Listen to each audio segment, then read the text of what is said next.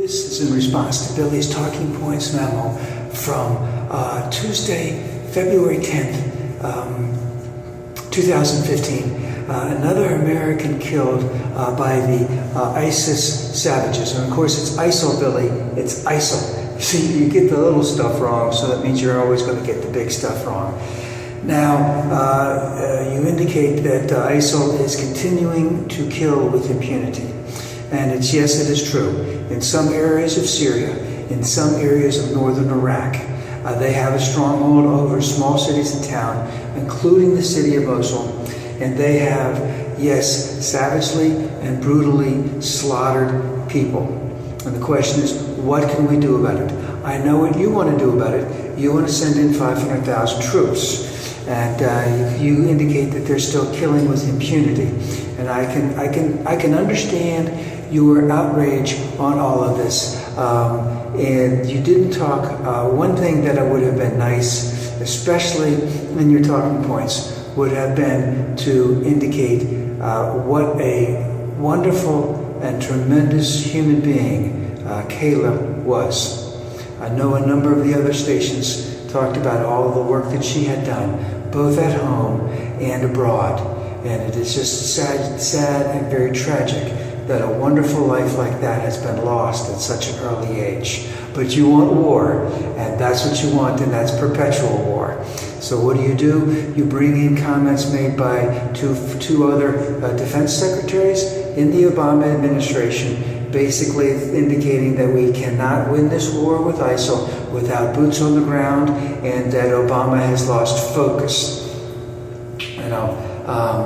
And then you also point out that Obama goes back and indicates that we never should have gone into Iraq. And of course, we never should have gone into Iraq because even though we might have, let's just put it this way, for terrorists, their opportunity to create more terror got greater after we went into Iraq, because there were vacuums left when we left. And also that we put a lot of them together in Abu Ghraib prison and a number of other prisons, and they just honed their skills to an even greater extent. And remember that ISIL is an offshoot of Al-Qaeda, and Al-Qaeda doesn't even agree with the barbarism that they have displayed. Now, remember that because of all of the things that happened in Iraq, that there is still a big vacuum that is out there.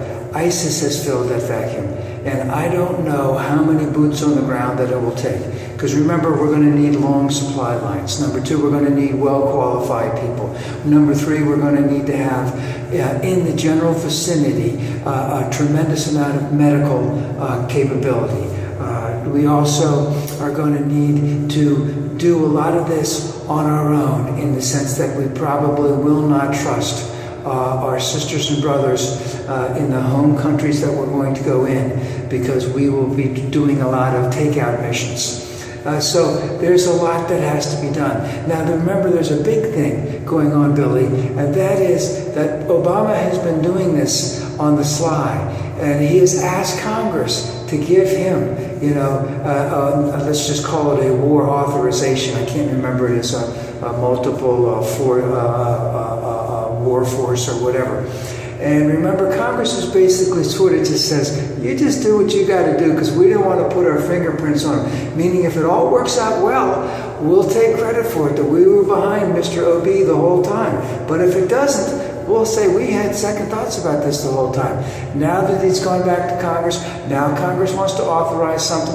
Let them indicate that he should have boots on the ground. Let him indicate that he can reinitiate the draft if necessary. You see what I'm saying? Give all of that power.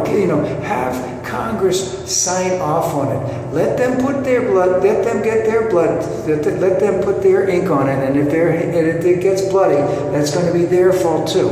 And remember, the Congress is controlled by the Republicans. So the Republicans who want to get the best, they want to get, according to Graham and according to McCain, they want to bomb them into the next ice age. So we know that they want to kill them all. So let them put all of their signature on all of that. Now, Billy, you say that we have no solid plan. You know, and again, I ask you, without this agreement, without this signed contract from Congress authorizing the use of military force, what do you want? You know, do you think Obama's going to stick out on a limb like that? All right, and do that? Because the first thing, when the first casualty comes in, he's going to be blamed for everything.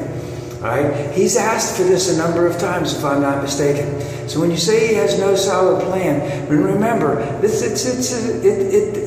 people operate differently over in that end of the world. And as I've said many times, you know, you've got a number of different factions, all with their own priorities over there. You've got the Sunni faction, where it's getting money possibly from Qatar, UAE, Saudi Arabia, other places. You've got the Shia faction coming from Iran. You've got Hezbollah, you got Hamas, you've got the Turks, you've got the Peshmerga with the Kurds, who want to have their own independent country. And of course, they all want to wipe out ISIL, but they all want to do it their own way. And they all want to do it, you know, like the Turkey would like to get rid of some more Kurds, so to speak. So, you know, without Congress's authorization, you know, this could be a real clusterfuck, especially if some things screw up. And of course, right now, this could be hand-to-hand fighting that might go on in Mosul to retake Mosul at a certain point in time. And if we look through history, there have been a lot of things that have bogged down when it had to get to be hand-to-hand fighting. And of course, Billy, you say he has no plan. You know, he's done tremendous amount of bombing. He's worked with our partners. He's worked with the Peshmerga. He's worked with the Jordanians. We're working with everybody that we can. Some of those flights have come from Saudi Arabia, some from Qatar. You know, so a lot of this is going on, Billy, behind the scenes. You don't want to recognize all that. You just want to say he has no plan, he has no strategy, he has no tactics. They're working day in and day out. Remember, this is not going to. And what's going to happen when all that's over? Who's going to go back in there? You know, who's going to fight for that territory? Does excuse me, will Turkey try to annex some territory from the Kurds and from Syria, possibly also from Iraq? Are there some oil fields involved? Yes, there are. And guess what? Somebody wants those oil fields. So, can Iran protect its northernmost areas? I don't know. Is there still going to be a lot of people out there who will actively fight against the United States once they know the United States is going to send troops there? Yes, meaning that there's going to be more freedom fighters. Let's just more ISIS recruits once they know that the United States is back in the game big time. What was it I read that the Pentagon thought that possibly the other month, maybe in December, that we killed 6,000 ISIS fighters, but at the same time they may have recruited 4,500 to 5,000 fighters. So there's going to be an influx of continuing more fighters. So this is not going to go easy. We're not going to go up San Juan Hill and knock them all dead right away.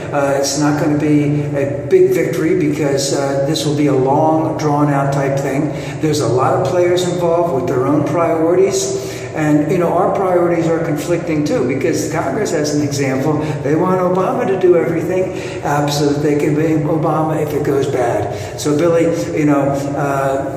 keep your rage up there, but remember, the most important things that are going on right now is that we need to honor Kayla, and that we need to accept that this will be a long, drawn-out, bloody, dirty excursion on our part and our partner's part.